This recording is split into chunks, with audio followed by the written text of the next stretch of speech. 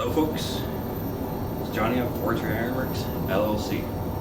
That's right, we're back after two long hard years as an LLC. I fought many battles in my head and in my heart over this time period. Many of you will be happy to know has led me to Jesus.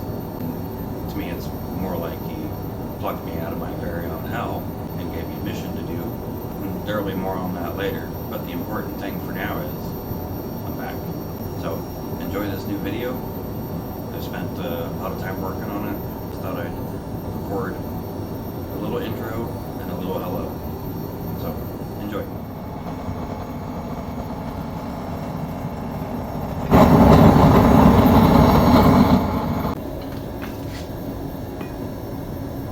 For this part, I'm forging out the reverse taper that will become the snout. Technically, you're supposed to forge out the beard first, otherwise it's a pain in the ass. And I forgot, so you get to see me deal with a pain in the ass. It's a happy mistake, but it works out.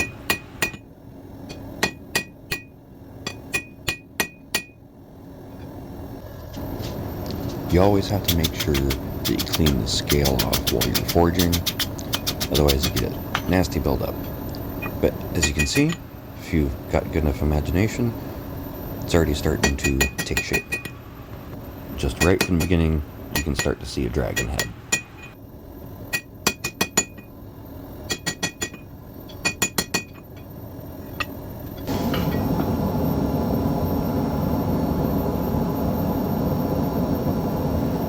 And now once that reverse taper has started to take shape, we're going to move over to the other side of the anvil, and we're going to begin another taper, which will be the portion that becomes the neck, leaving about an inch of space between the ends of the two tapers. That will become what will be the cranium.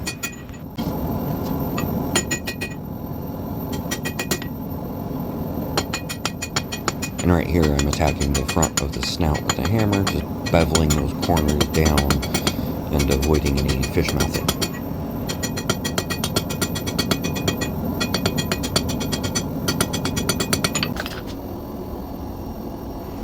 And to correct the mistake I made at the beginning of the video, I am now forging out the beard portion. See, it's kind of a pain in the butt, but, you know, it all works out.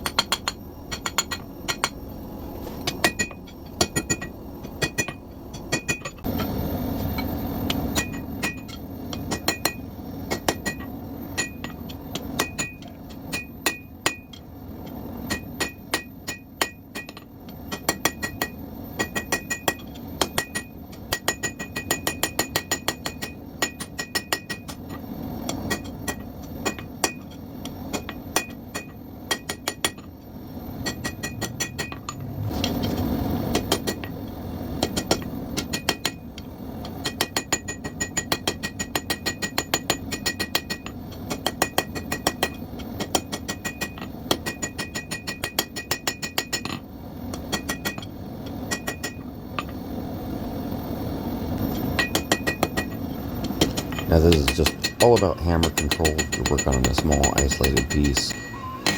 Look at that. Hammer control. That's skill. So, I'm going to smooth this out. If I smooth it out, I just mean we're going to go over what we forged before and get those just lines back to where they're supposed to be, because a lot of stuff moves under the hammer. A lot of stuff that you don't want to move will move, and you got to go back and kind of make those little corrections and just get that shape going. And as we're approaching the end of this forge session, I'm just lengthening out that neck, give it a little bit more of a taper, give it some more length.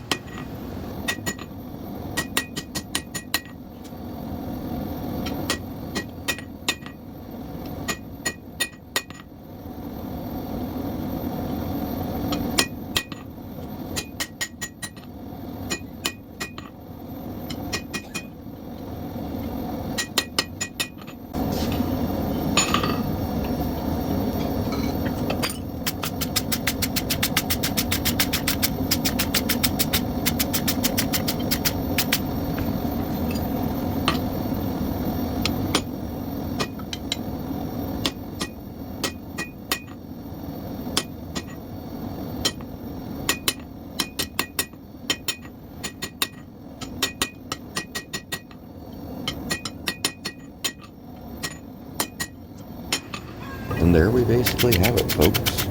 We got it all rough forged out. We got the shape. And in the next video, I will be clamping this sucker into the vise and doing the sculpting and whatever cutting we need to do to get that looking more and more like a dragon.